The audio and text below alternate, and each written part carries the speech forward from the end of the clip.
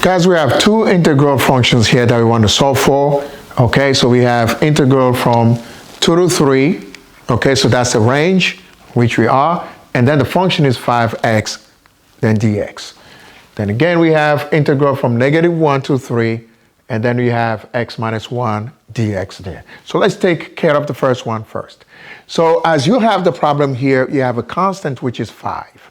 So what are we going to do with the with the constant in front of it? So sometimes what we do is we carry the constant outside, so we make our lives a lot easier. So the 5 out, you have 2 to 3 x dx. Okay? So this is what we have. So now, so what's going to happen? We can find the integral of x. We all know what it is. So it's x now, 5 now, then x power 2 over 2, which is the integral of x, and then over 2 to 3. All right? So that's it. So after you find the integral of x, which is x squared over 2, we do not need this one anymore. The integral 2 to 3, we don't need it anymore. That's it. We just applied it. All right? So then you carry the 5 and you work with what you have inside here. Now you're going to apply the 3 minus you're going to apply the 2. So what does that mean? That means if you take this, this is going to be 3 squared over 2 minus, so that gives us 2 squared over 2. Okay? So 3 squared over 2 minus, so anytime you're going to apply the lower range, the lower, range in the interval, so you always have to subtract it. Okay?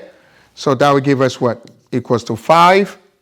And then this one equals to 9 over 2 minus 4 over 2. Just like that. Okay? So got to be very careful. So that is 5 then. And in this case here, you have lowest common denominator is 2, so you don't have to do any work when it comes to LCD, the lowest common denominator. So 9 minus 4 will give you what? It's going to give you 5 over 2. And then to finish with, now you can cross multiply. You can multiply straight across because you can rewrite the 5 as 5 over 1. So you multiply 5 by 5, which is 25. And then you multiply 1 by 2, which is 2. And then you end up with 25 over 2. Okay? So this will give you 25 over 2. And then let's take care of the second question here, which is the integral from -1 to 3 of x minus 1 dx. So a lot of times when you see a problem like this, so it's just a little longer than this one, so we begin to panic a bit. So do not panic, stay still, because what we can do here is to split the function in two. We have the function x, and then we have the function -1. So we can take care of them like that, okay? So this would then be equal to, so when we have this one, so we can do it this way, okay, x, and then minus, we can also do it, the 1, okay? So I took the minus sign out, okay? So you can always keep it in there if you want to, or you can take it outside, all right?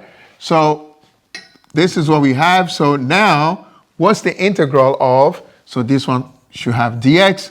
So what is the integral of x? We already did it before. That's x squared over 2. So that gives us x squared over 2. Okay? Then, if we want to put it together, because you can do that as well. So what's the integral of 1, which is x? So that would be minus x. And then the whole of them, -1, 3. So you can always do it like that. Okay? So I hope you are not shaking that, okay? So now we have this. So then now the 3 got to go in first. So that would be 3 squared over 2 minus, this one is 3. Okay?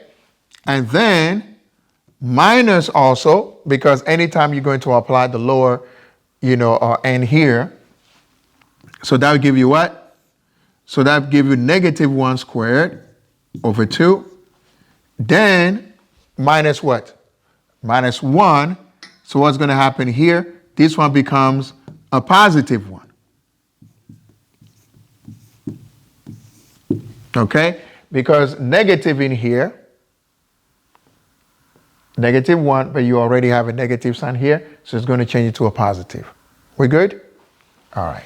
So then you have 9 over 2, because 3 squared equals to 9 over 2, minus 3, minus what's going to happen here. So -1 squared is going to give you what? It's going to give you 1 positive over 2. So I'm keeping the parentheses so that I can apply the sign later on. And then plus 1. Okay.